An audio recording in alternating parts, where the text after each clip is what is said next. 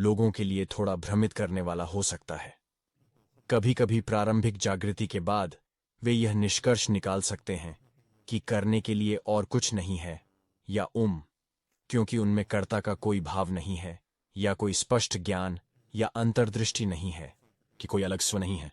इसका मतलब यह हो सकता है कि जांच करने के लिए और कुछ नहीं है, या आप कुछ भी नहीं कर सकते हैं, लेकिन आप आसानी से खुद से बात कर सकते हैं, ये देखने के बजाय कि वहां है स्पष्ट रूप से कुछ स्वयं का अनुभव जो बहुत समय या हर समय चल रहा है। और कभी कभी ये एक बहुत ही अजीब चीज बन जाती है, जैसे कि एक बहुत ही हास्यास्पद चीज, जहां आप पारंपरिक स्व को बाहर फेंकने की कोशिश करते हैं। लेकिन अजीब बात है कि इनमें से कुछ भी वास्तव में पारंपरिक स्व को नकारने के बारे में नहीं है। यह मैं या मेरे बारे में सर्वनामों का उपयोग न करने के बारे में नहीं है। इसका मतलब यह नहीं है कि कभी ऐसा विचार न आए जिसमें मैं, एम या आई वाक्यांश शामिल हो। वास्तव में ऐसा कुछ भी नहीं है।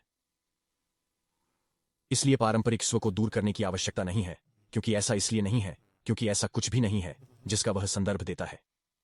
नो सेल्फ का यही मतलब है कि इसमें से कुछ भी संदर्भित नहीं है।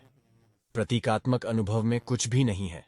प्रतीकात्मक उपस्थिति पीछे या आगे या कहीं भी संदर्भित करती है। कोई फॉर्म नहीं है, यह हृदय सूत्र है। न कोई रूप है, न कोई संसार है। कोई स्थिति नहीं है, कोई रुख नहीं है, कोई पृष्ठभूमि नहीं, कोई आधार नहीं, कोई लैंडिंग स्थान नहीं, कोई आरंभ स्थान नहीं, कोई समाप्ति स्थान नहीं। तो फिर पारंपरिक सिर्फ पारंपरिक है। वास्तव में केवल स्वयं के न होने की अनुभूति के साथ ही पारंपरिकता को वास्तव में अकेला छोड़ा जा सकता है।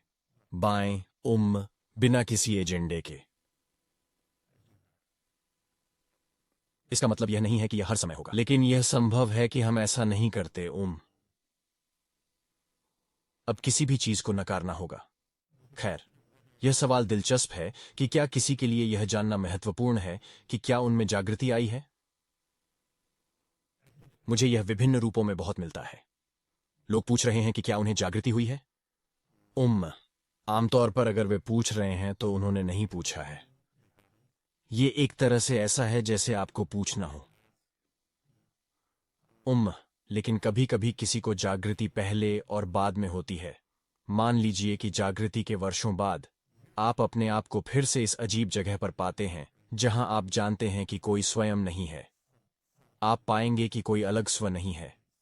और फिर भी कभी कभी ऐसा प्रतीत होता है कि स्वयं में स्वार्थ है, कभी कभी तो दूसरों से भी अधिक। कभी कभी मन में या शरीर में संकुचन होने लगता है। और फिर अन्य समय में ऐसा नहीं होता है। यह बहुत स्पष्ट है।